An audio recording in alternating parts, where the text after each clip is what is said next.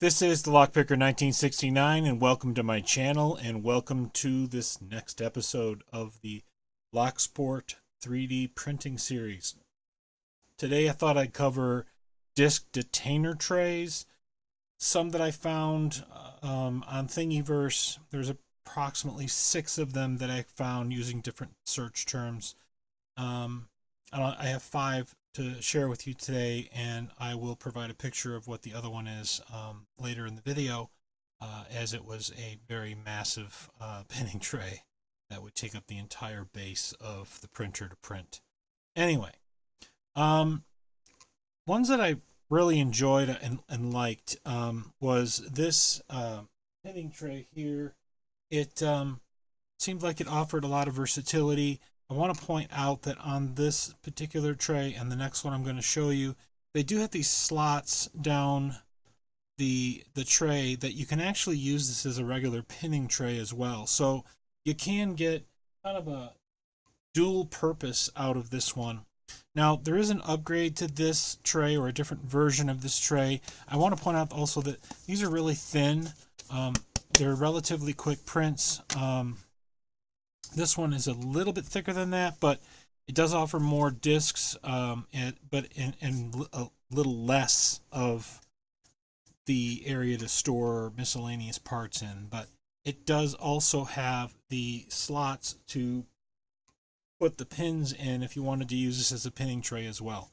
So these are 2 nice options. I happen to like them both. I plan on using them myself.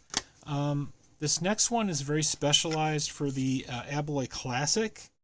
I'm sure if you're going to do an Abloy Classic, then this will probably suit your needs pretty well. It's also a nice thin print. It didn't take too terribly long to print this, and not a bad little tray. Next, this tray here, I printed it hoping for better from it, but to be honest, the holes in this, or the circles, whatever you want to call them, for putting the discs in, they're rather small in comparison to like this other tray.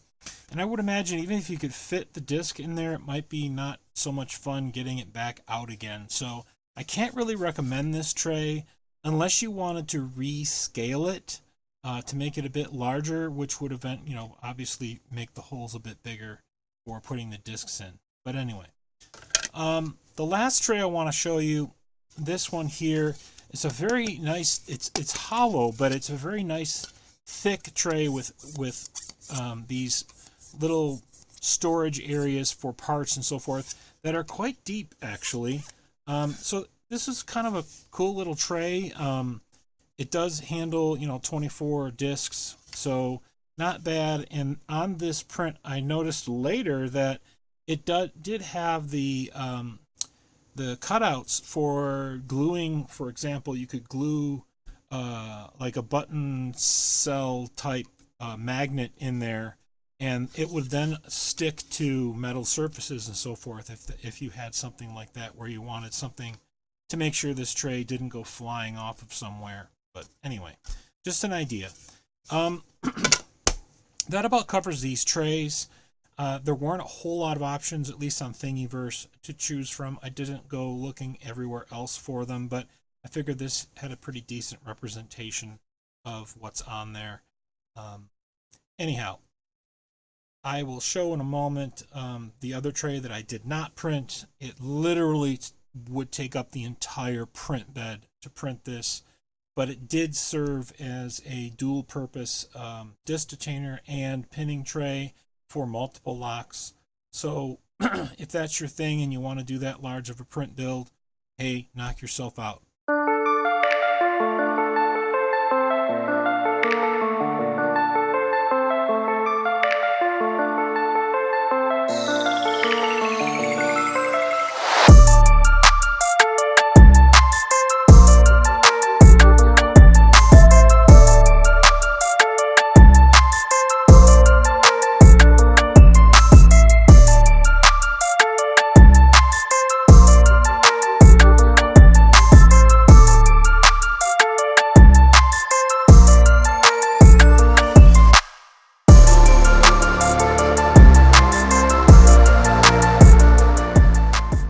So hopefully you enjoyed the video. Perhaps maybe you found something of use or interest.